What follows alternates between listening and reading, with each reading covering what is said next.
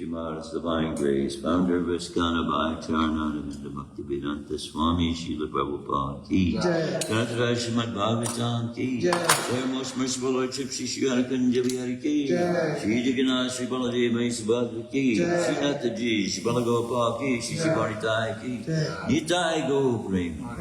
Oh, glories to the assembly. Oh, glories to the assembly. Oh, glories to the assembly. Oh, glories to the Lord and Spirit of Shri Guru and Shri Gauranga.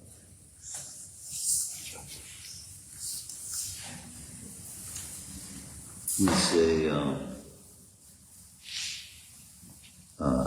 Jai, what do we say? Jagat, oh no. Well, Jagat Guru is one term that we use that Srila Prabhupada didn't like.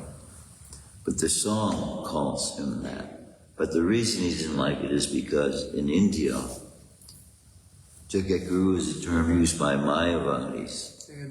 As they reach this stage of advancement, now they are Guru of the universe. Jagat Guru. So then there was another one,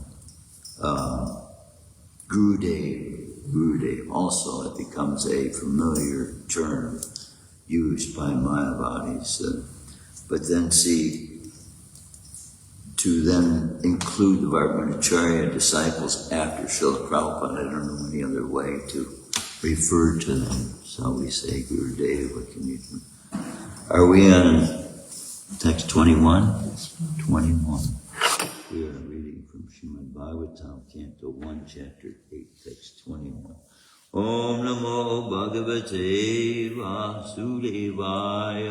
Om Namo Bhagavate Vasudevaya. Om Namo Bhagavate Vasudevaya.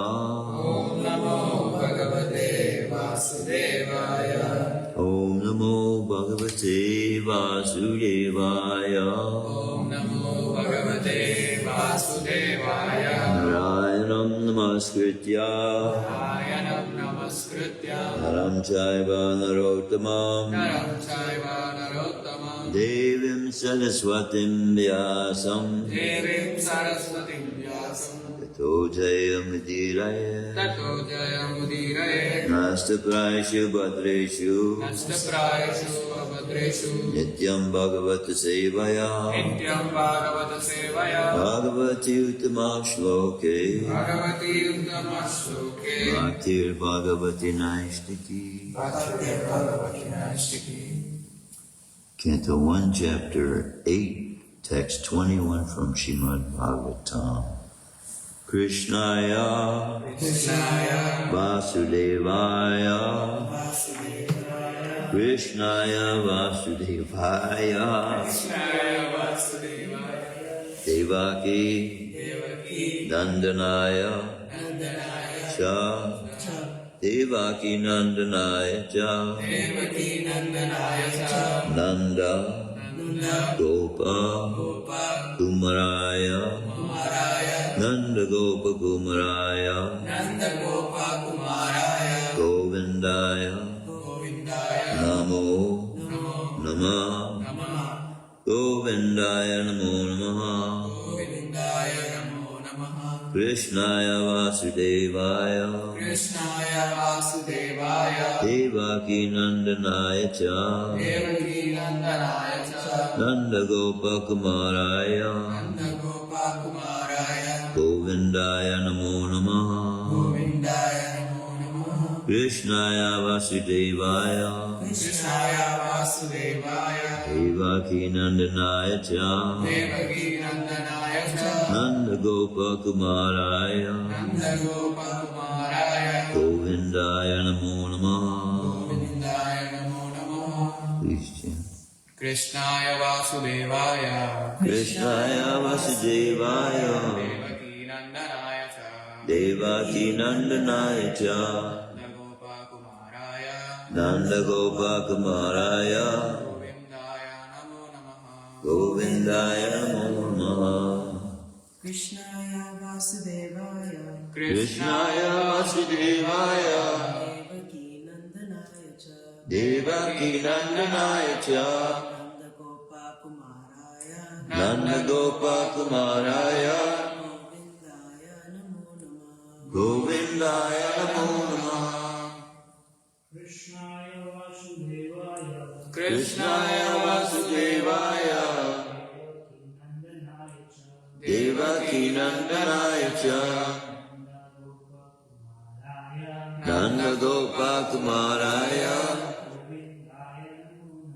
Govindaya Namo Namah. Krishnaya, Krishnaya the Supreme Lord, the Supreme Lord Vasudevaya, Vasudevaya unto the son of Vasudeva, unto the son of Vasudeva Devaki Nandanaya, Devaki Nandanaya, unto the son of Devaki, unto the son of Devaki, Cha and Nandagopa, Nandagopa, Nanda and the cowherd men, Nanda and the cowherd men, Kumaraya, unto their son, unto their son, Govindaya, Govindaya, unto the personality of Godhead who enlivens the cows and the senses. unto the personality of Godhead who enlightens the cows and senses. Namaha, Namaha, respectful obeisances. respectful obeisances. Namaha, obeisances.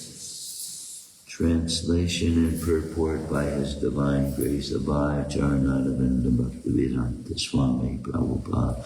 Let me therefore offer my respectful obeisances unto the Lord, who has become the son of Vasudeva, the pleasure of Devaki, the boy of Nanda, and the other cowherd men of Vrindavan, and the enlivener of the cows and the senses. Please repeat. Let me therefore offer my respectful obeisances Let me therefore offer my respectful obeisances unto the Lord, unto the Lord, who has become the son of Vasudeva, who has become the son of Vasudeva, the pleasure of Devaki, the pleasure of Devaki, the boy of Nanda, the boy of Nanda, and the other cowherd men of Vrindavan, and the other cowherd men of Vrindavan, and the enlivener of the cows and the enlivener of the cows, and the senses. Let me offer my respectful obeisances unto the Lord, who has become the son of Vasudeva, the pleasure of Devaki, the boy of Nanda, and the other cowherd men of Vrindavan, and the enlivener of the cows and the senses. Purport. The Lord, being thus unapproachable by any material assets, out of unbounded and causeless mercy, descends on the earth as He is, in order to show His special mercy upon His unalloyed devotees, and to diminish the upsurges of the demoniac persons. Queen Kunti specifically adores the incarnation or descent of Lord Krishna above all other incarnations, because in this particular incarnation, He is more approachable. In the Ram incarnation, He remained a king's son from his very childhood. But in the incarnation of Krishna, although He was the son of a king, He at once left the shelter of His real father and mother, King Vasudeva and Queen Devaki, just after His appearance, and went to the lap of Yasodamai to play the part of an ordinary cowherd boy in the blessed Rajbhumi, which is very sanctified because of His childhood pastimes. Therefore, Lord Krishna is more merciful than Lord Ram. He was undoubtedly very kind to Kunti's brother Vasudeva and the family. Had he not become the son of Vasudeva and Devaki, Queen Kunti could not claim him to be her nephew, and thus address Krishna in parental affection. But Nanda and Yasoda are more fortunate because they relish the Lord's childhood pastimes, which are more attractive than all other pastimes. There is no parallel to His childhood pastimes as exhibited at Brajbhumi, which are the prototypes of His eternal affairs in the original Krishna Loka, described as the Chintamani Dham in the Brahma Samhita. Lord Sri Krishna descended Himself at Brajbhumi with all His transcendental entourage and paraphernalia. Sri Chaitanya Mahaprabhu, therefore, confirmed that no one is as fortunate as the residents of Brajbhumi, and specifically the cowherd girls, who dedicated their everything for the satisfaction of the Lord. His pastimes with Nanda and Yasoda And his pastimes with the cowherd men, and especially with the cowherd boys and the cows, have caused him to be known as Govinda. Lord Krishna as Govinda is more inclined to the Brahmins and the cows, indicating thereby that human prosperity depends more on these two items, namely Brahminical culture and cow protection. Lord Krishna is never satisfied where these are lacking. Om Jnana Gyananjana Shalakaya Chakshuzun Militam Yena Tasmai Shri Gurave Namaha. In the world now, you might say amongst those that are considered quote unquote preachers, is the idea that following God blesses you so that your life will be filled with prosperity and abundance of things. And then you have those that are of the mind that God demands of us that we become humble beings and that we not desire things in this world. So Krishna reveals in this particular verse that he himself has chosen to reveal himself in what would be considered a lower class family. And to make himself available in that way to the very people that are of the nature of village folk, not royalty, but village folk that have to milk their own cows, they plant their own crops, and all these things that if we ourselves, with our false egos as we have, would look at our ability to be able to choose a place to live, we would likely choose the place of a king more than the place of the simple souls in the city. But see, this is a precedent to what is coming. That is the glory of Kali Yuga, is the golden age that is going to cover the earth to such extent that distinctions of people's wealth and their well-being is not so much going to be made as a determining factor of their worth. So this is also revealed by the fact that Krishna does choose to enter and reveal himself to the world in such a family that he has appreciation for the lifestyles of all peoples, not just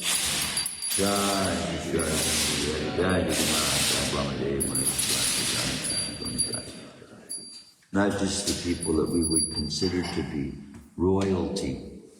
And through the history that we have recorded of the way religion has been passed down, it was originally reserved for kings who had their royal courts and their priests who were the ones designated to be the ones appointed by society to be able to understand and interpret for the people the scriptures or the sacred writings considered to be these scriptures. But now, in this day and age, as you might say, society is evolving, as well as those with spiritually minded efforts looking towards fulfilling the responsibilities in life, towards the fulfilling of becoming a better human being, we'll say a better human being. But aiming towards the kind of qualities Krishna wants us to develop, irregardless of what class of family we find ourselves born into, whether we're born into a lower class. My father was a barber, my mother was a beautician. So this was kind of like middle class, even lower middle class to some people. But these distinctions have no ability to keep us from being able to experience the highest relationship with Krishna, which also is being revealed here, that he enabled other souls outside of his own familial connection to be able to give him a relationship, a parental relationship.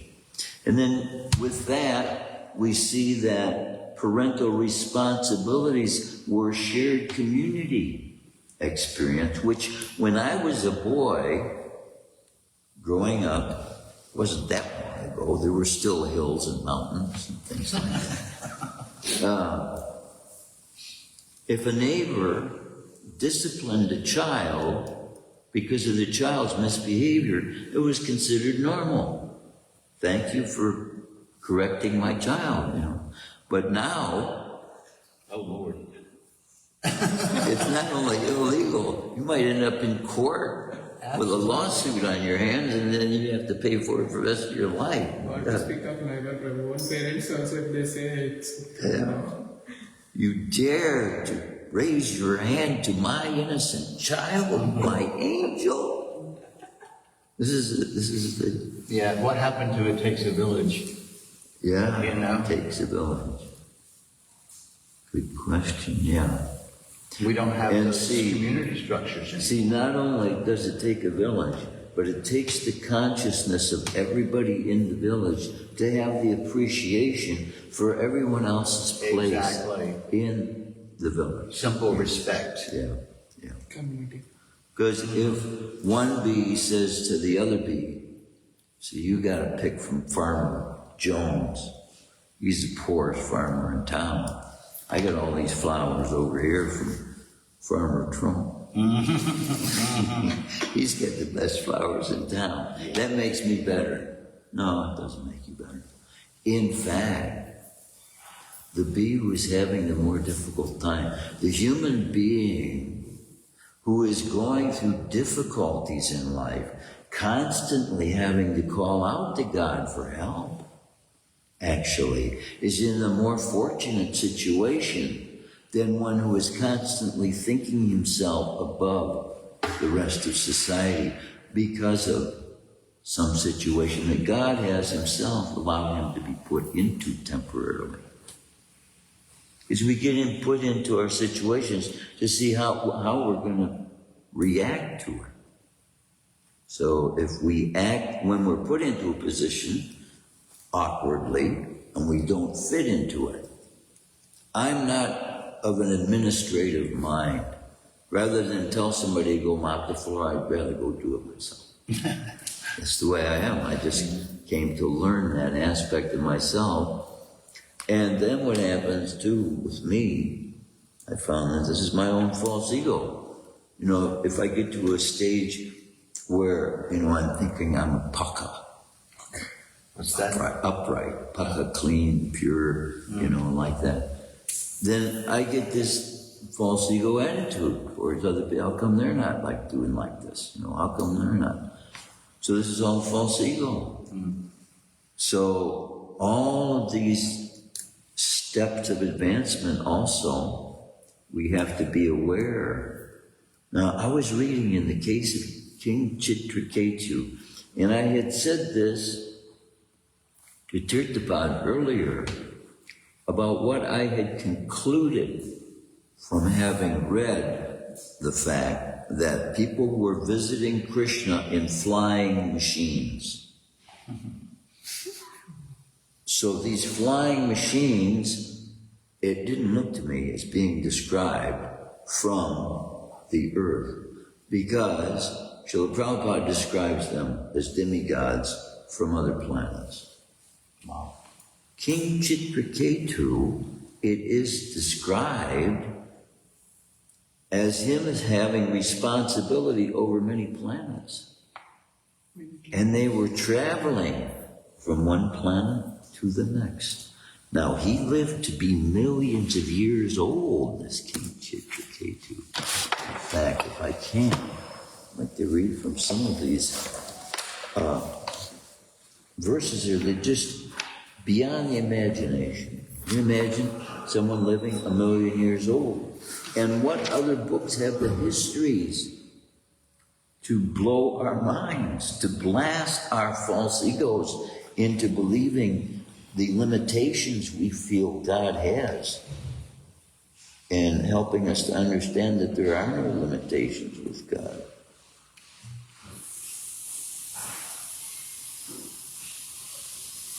Remembering the great trouble found in the field of activities performed for fruit of results, and remembering how one receives the reverse of the results one desires, whether from material actions or from fruit of activities recommended in the Vedic literatures, an intelligent man should cease from the desire for fruit of actions.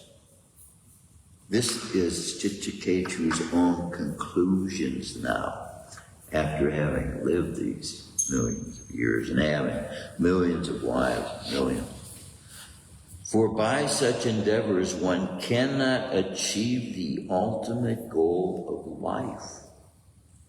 On the other hand, if one acts without desires for fruit of results, in other words, if one engages in devotional activities, he can achieve the highest goal of life with freedom from miserable conditions. Slip of the tongue, material, same thing, material, miserable. Considering this, one should cease from material desires. As husband and wife, a man and woman plan together to attain happiness and decrease unhappiness, working jointly in many ways, but because their activities are full of desires, these activities are never a source of happiness, and they never diminish distress. On the contrary, they are a cause of great unhappiness. One should understand that the activities of persons who are proud of their material experience bring only results contradictory to those such persons conceive while awake, sleeping, and deeply sleeping. One should further understand that the spirit soul, although very difficult for the materialist to perceive, is above all these conditions. And by the strength of one's discrimination, one should give up the desire for fruit of results in the present life and in the next. Thus, becoming experienced in transcendental knowledge, one should become my devotee. Now, see, there's a distinction being brought out here as well in the fact that I was pointing out the other day, and I got the realization from reading this episode about King Chichiketu. Because, see, you can remember your past life and not be self-realized.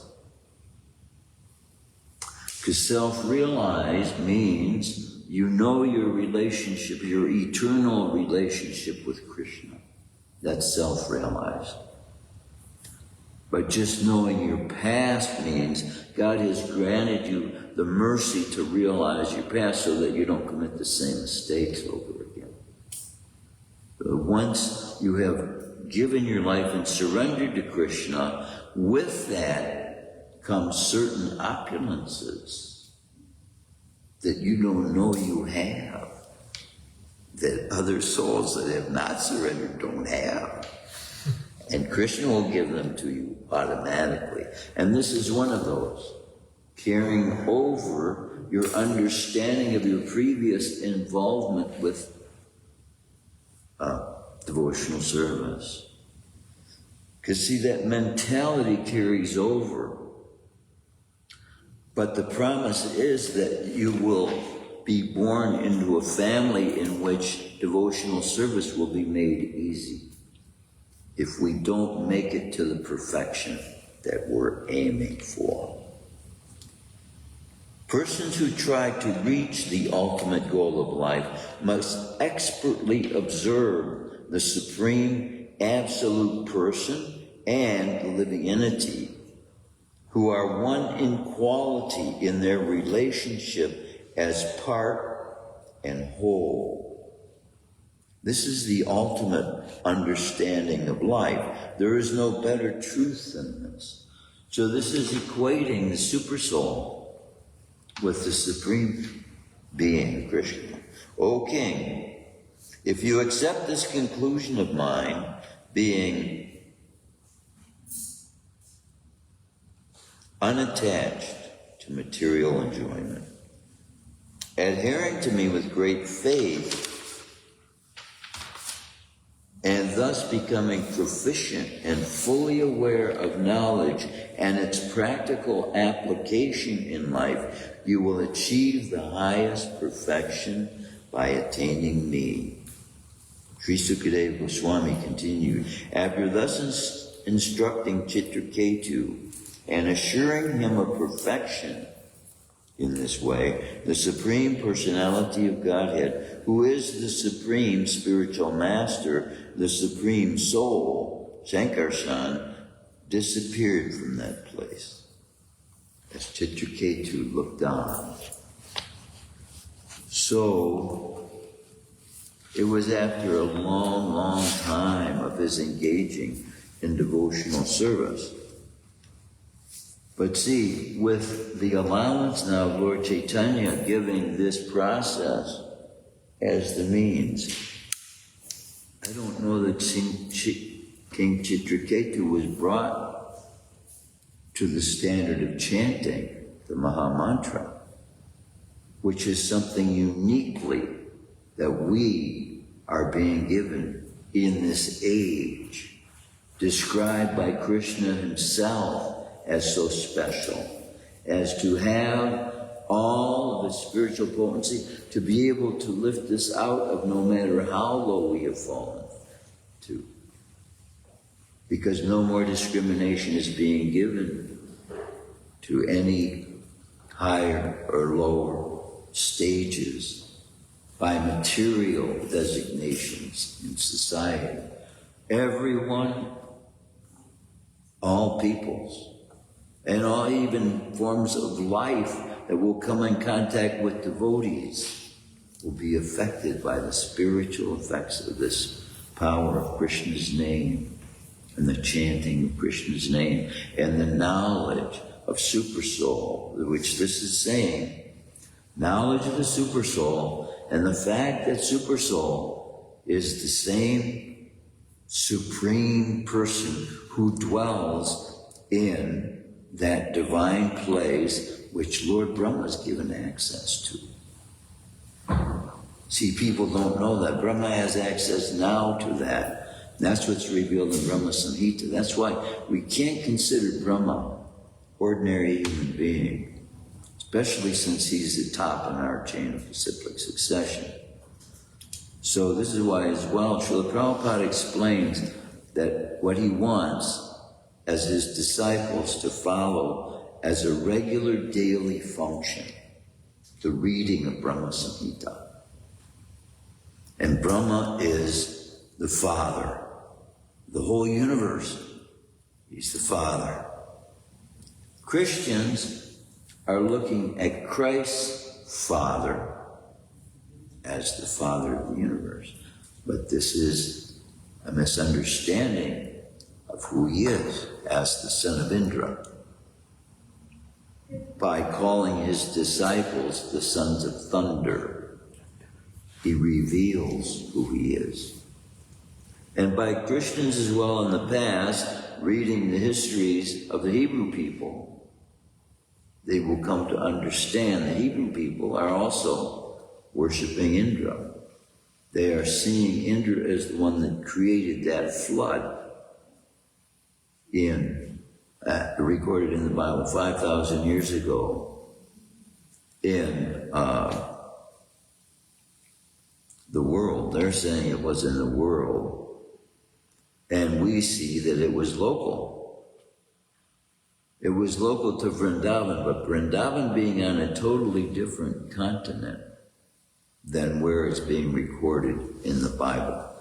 So, from just having Bhagavatam as our perspective, we wouldn't have a full understanding, and neither do they, because it's made evident that it is said that this rain took place for 40 days and 40 nights. In the Bible it says that. So in Bhagavatam, isn't that was the length also, 40 days. Now, in order to know that the waters had ceased, a bird is accredited as having come back with a leaf in his beak. Not just a leaf, but an olive branch. An olive branch, okay. Yeah. Now, how long would it take an olive seed to grow to maturity to produce an olive branch? 40 days? I don't think so. So, we're talking about an account given by people who did not have a complete worldview.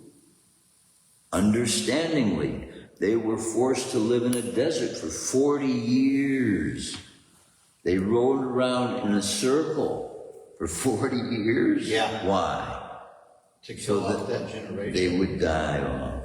That was the generation of slaves that had been pulled out and freed from slavery, but put into slavery. According to the histories of the world, the sacred histories of the world, people are punished for wrongdoing. People are punished for turning their faces against God's instructions. Not punished by God, but by the laws of karma that God created in order to guide us to the higher elevated forms of consciousness that will give us experiences of pleasure. Happiness and love is the reward. And if we study the lives of the wealthy, we see that the reward brought about by amounts of wealth is not necessarily that which produces happiness.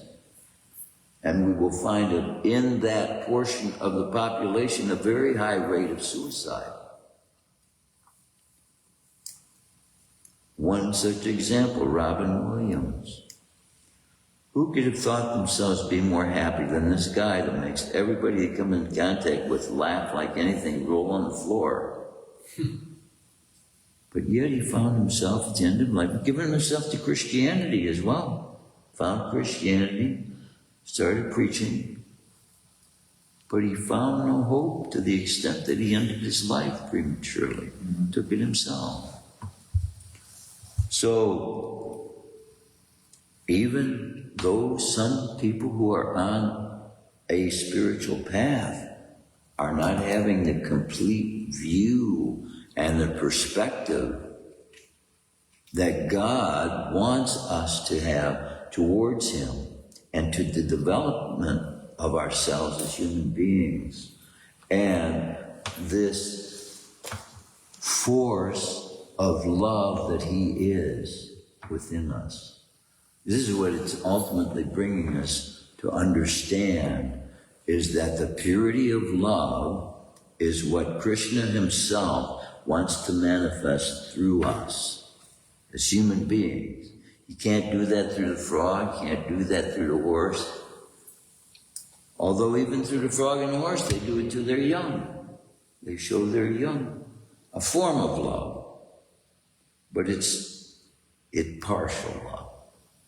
It's easy to see that in another form of life, that the love that they're expressing is lower than that love which we are being instructed to develop about God Himself. Because here we're being instructed about specific characteristic principles that only human beings can have the ability to know how to react when someone gets fierce and angry and yelling and screaming. Whereas a lion or a tiger, they just immediately respond to their senses. Human beings are the ones being given the understanding how to control the senses. And eating meat is one of those things that keep us from being able to do that. While we're talking about the senses, I have a question. I am so confused. I thought we weren't supposed to please the senses, but yet we just heard that Krishna pleases the senses. Right. What does that mean? We're not supposed to run after wealth either. And in so doing, in not running after wealth, wealth comes after us. So in not doing things for the sake of the thing, but rather for the sake of Krishna, everything is automatically added. That's why we don't have to put our minds on these things. And automatically the satisfaction will come. See, when I see on Sunday, and I've seen this for years and years and years, and Jika Guru says, enjoy, come to enjoy. No, we don't come to enjoy. We come because Krishna is asking us to come. As a guest of Krishna, we come to give him pleasure. If we have that in mind, we're coming because God is inviting us. Not because it's for some great thing we're going to have and look forward to and think, oh, if God gives me this, then I'll be happy. You're not supposed to develop that consciousness. And that is what is being developed by these preachers who are saying, you know, God wants you to have the abundant life, right? So then you get thinking about what you want as the abundant life, forgetting all about God. I want a swimming pool, I want a big house, I want a big... All these things fill the mind. And the consciousness, whatever you're doing then, it's car consciousness, it's swimming pool consciousness, it's Hollywood consciousness, it's beauty consciousness, it's wealth consciousness. All these things are not having to do with anything with God consciousness. And so all these things then that we do think about limit us to the small facilities that those things have of being able, and then we have to learn how little those things have to offer, even in the place of emergency. And we get put through this most severe emergency when we come to glorifying those things as having such abilities.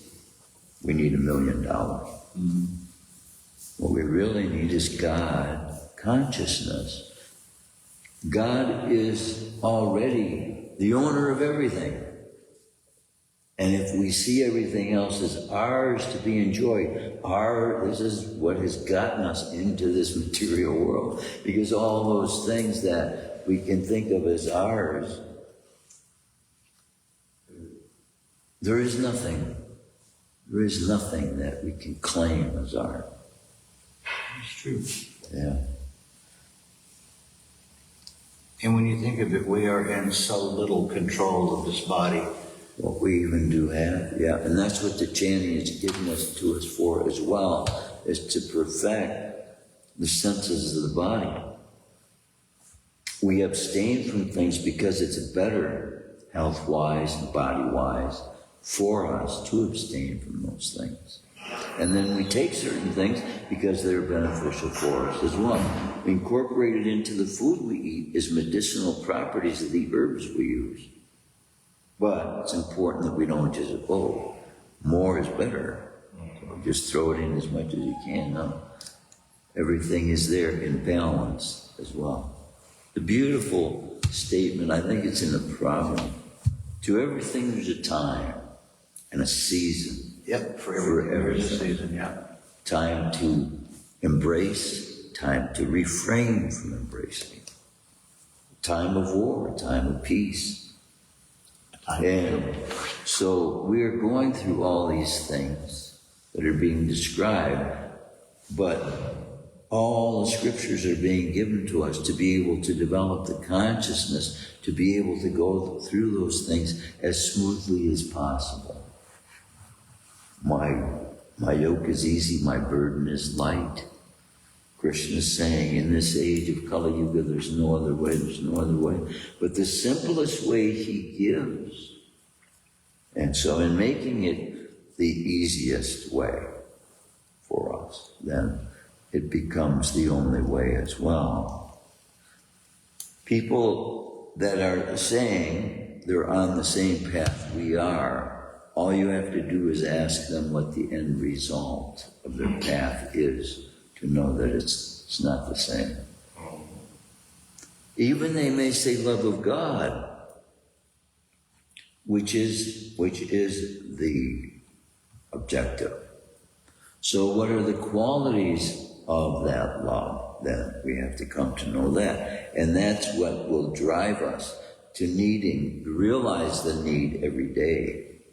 It's not something we do on Sunday and then go do our job, our personal thing all week long and then come back on Sunday. That's not going to perfect love of God in us. And that's what I'm struggling, praying to Krishna every day to understand about the effect the movement is going to have upon people's perspective of what is expected for the movement to continue with the force it was given when Srila Prabhupada initiated this movement to be spread throughout the world. The purity it was that he had no other purpose. He wasn't going to build a new pharmacy now and start another business and gain some wealth some other way.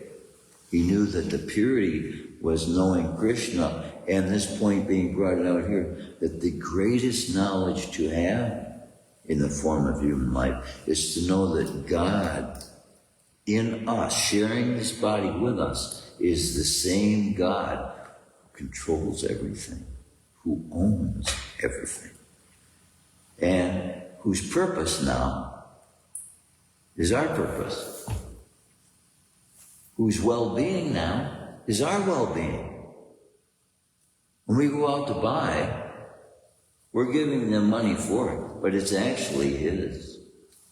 If they gave, they make more benefit, which right now, the way the system is set up is to twist it around. By you giving somebody, you're giving them the benefit, right? But if these stores were giving to Krishna, they would be getting the benefit. Right. Vice versa. Yeah. And so that's how the system is backwards now. And especially since we're leaning towards a more secular society, they would be demanding that no, churches have no right to demand donations from the public. And you have no demand to be able to make that a tax deductible donation. Because they don't see the value that God is contributing to society. But see, you won't find, for most part, people that are conducting themselves as any spiritual people, practicing how to make bombs and how to kill other people, looking for ways of trying to destroy parts of humanity that don't go along with their belief system. It seems strange to know how human beings have developed to the extent that they have now, to feel as though they are a force that has to invoke its power upon other forces in order to make things right. And you know, there's arguments both ways with this thing. It's a problem. It's very difficult to know. Wars going on, are they necessary? Should they be going on? Should we be thinking in that line? Or should we just fill ourselves constantly with that which feeds the soul and strengthens the soul's immersion in its development for love of God, for its purity, to experience love of God, to be able to give that which can transform the consciousness of the members of the human race the way it should be transformed. I mean, in some ways of looking at everything, it would seem like this would be common sense, almost, right? But it's almost that there is no such thing as common sense anymore in the world, because everybody has this idea of individuality being such that nobody's alike in their pursuits of anything. Well, Everybody's got to be different. we don't have to think anymore. I mean, when I was a kid, I had 20 friends' phone numbers memorized. Yeah. I don't even know my son's phone. I have to look at my phone to see his actual phone number. Yeah. We've just quit thinking. Everything thinks for us. This answers every question in life. Yeah. And we don't have to think anymore. We don't have to do any deductible reasoning. We don't have to do any analytical information. It's all there. And now with AI, I am finding AI does have its limitations, especially when conversing about God. It will only make referrals. that's Lot funny. of misinformation. It won't give you answers to questions. Spiritual It questions. needs more data. It needs more data, yeah. Yeah, and you'll never get the data it needs to bring him back to God. And so there aren't those things in God. See, this is why I question why devotees bring these things into the temple. And if you're using it for class, that's understandable. When you're on the altar serving Krishna, somebody else calling you on the phone, devotee here, or sitting here, Prabhu. You know, he's chanting right in the middle of kirtan, and bling, bling, bling, bling. I said, boy, that better be God. Because what we're saying with this is that something's more important than Krishna. But then you can justify it by the fact that, well, maybe this person needs to get to the temple. And they're calling me because they need a ride. So it's very difficult to make hard and cut rules and laws because you find that every set of circumstances, and this is why we have the principle of applied to time and circumstance. And this is why we also see this is applying to religion. And what members of religion try to do is say that my application now is for all time and for all people, and nobody any other way can find any other truth. And that's just not the way it is. But there are restrictions of just, for example, like a map. You want to get to Timbuktu, you're going to need more than a bus ticket to get there. And if you buy a bus ticket to Timbuktu, it's not going to take you to Miami either. So every ticket has a different destination. And every desire has a different fulfillment. And outcome. Yeah. And so what Krishna is saying about his fulfillment is that it is inclusive of all. And it satisfies all desire. That's what it is. Love it is. Love it is that when found satisfies everything else. Satisfies the need, satisfies the want for anything else. And so developing that brings us to the point where we can give it to others. That's why I keep thinking, that time I spent with Radharaman when he left his body, I see that as one of the most precious times in my whole life. To be there when somebody needs you the most. It's that last moment we're leaving, that we need each other to encourage us to think in the right way. It is that last moment of thought. Krishna is saying that consciousness at the last time is going to be that factor. It has to be. Because we live for that. We're living for that last moment to be able to put into that next environment. So if we adopt these principles every day, it will be automatic. We won't be doing anything different when we leave than what we're doing now. And if what we're doing now gives eternal benefit, what we're doing when the moment we leave is going to be the same thing. Yeah. Prabhu's, we got a lot of good things to look forward to. More than we could ever imagine, our greatest dreams. With Krishna as our goal of life. with knowing Krishna is sharing his body with us, and knowing that relationship with Krishna and the perfection of that, and experiencing that as the goal of life, that will take us. It's all we need to have every day, every moment, is that knowledge that Krishna is there, waiting to hear us. And that's what this chanting is. He wants to hear how much we love him. And that's what, every time we say his name, it is revealed by the way we say it, how much we love him, how much we care for him, and what relationship we're having with him. Did you want to say something on it? Yes. When you talk about the 40 days, 40 nights, a lot of people, like somebody actually Google Map actual location for the so-called 40 days, 40 nights, and walking, and then it took a person 40 minutes, so I know I'm driving. So we are in the age of innovation, sustainability, and technology. Now, in order to get a law in the government world, society world, it has to come from an act. The act produces the law.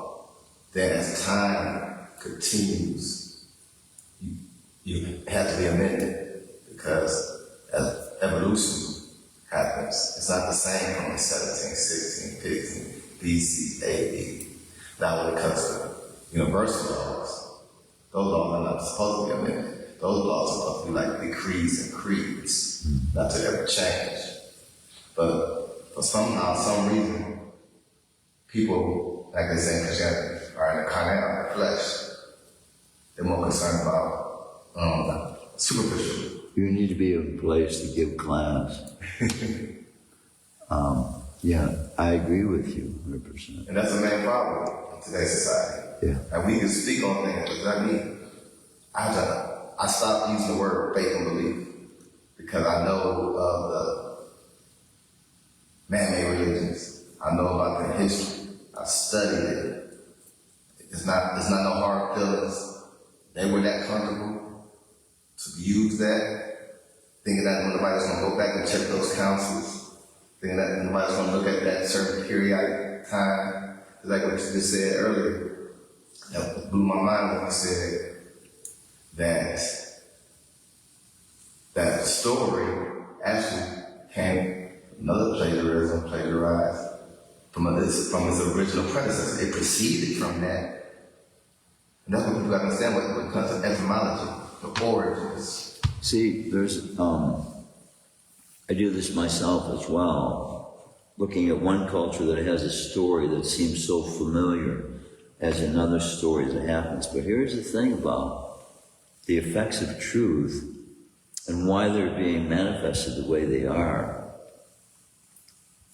These examples that history give us as lessons repeat because people are forced, driven by the laws of karma, to have to undergo the same kind of conditions certain previous experiences caused as well. So sometimes they may not be as powerful as the other results were. And so to us, they seem like they might just be mimicking some other culture. But cultures are dealt with similarly, and as it's believed that God is equal to all, He's equal to all who deal with the same activities, and He deals with each action that it's dealt with similarly. Right. But every person is an individual being dealt with on an individual basis as well, simultaneously. So I see as well similarities, but when we analyze ultimately the outcome of what the stories are meant to produce, and see, that's where I don't use judgment as much as I used to, because the specifics and the use of this person's name was that, and that person's name was this, and it didn't happen this way and that way. But what is the end result or the meaning of the story being given? And I think this is where Christianity is missing a lot, And where people don't realize that if what Srila Prabhupada says is true, the fact that we can't actually imagine anything. Because we have been in existence with the material universe for so many eons and millions of years. Our consciousness, having only that to rely upon, is bringing into our awareness things that we've already done and things that we've already had experience with. And some of those things can be we need to be protected from some of them. Because if we've lived through, say, a yuga in which there were dinosaurs, Right. which Srila Prabhupada says is left over from the last Kali Yuga, then we would be constantly fearing and having nightmares. Sometimes children do have these nightmares. And then they get exposed enough to reality and counseled out of it that they learn to control their minds. But so similarly, death protects us from that time to time, from that which would be detrimental to our future. People are losing their awareness of relationships, their awareness of their language, and all these things. And we look at it as very detrimental. But for the next step they're going into after this life, it's what's needed in some cases. But of course, there's another way of looking at that as well, because the body also goes through changes because of things we put into it and things we do to it that may or may not be necessarily good for it. So it can be looked at in that way as well. It doesn't look, though, as though these bodies, even given an amount of time to live 1,000,000 years, which Chitraketu was, also one of my great heroes, Markandeya Rishi. He lived 3 days of Lord Brahma. But even with that, it appears that the bodies we are being given within this realm are not meant to be eternal. We have a purpose here to perform and fulfill that, and then when that's fulfilled, we need to get back to Godhead. And what Srila Bhaktisiddhanta is saying is that there's so much work that needs to be done. We just fill ourselves with that every day. And then by the end, if we make that our responsibility of giving everybody we come in contact with as much as of Krishna as they can take. You know what I mean, right? Because there's people out there, even you say the word Krishna, immediately in their mind you're a demon, you know. Right. You must be performing some demoniac sacrifices, or they might perform human sacrifices. Like what you were saying earlier, and I was talking to a gentleman on the way here. That's why I was late, trying to help a friend take care of some personal business. And when I went to the gas station, Islam and Hinduism, the clothing, the material are almost one and the same, except one don't have a kufi on. Yeah. They women dress the same like the woman here. Yeah. So when you come up to, you got to be proceed with caution, because I went up to Hare Krishna, Allah, and they're so reserved. Yeah. And in the sense where they become defensive, like they got to talk to the glass. Yeah. But just like AJ, but he's Muslim.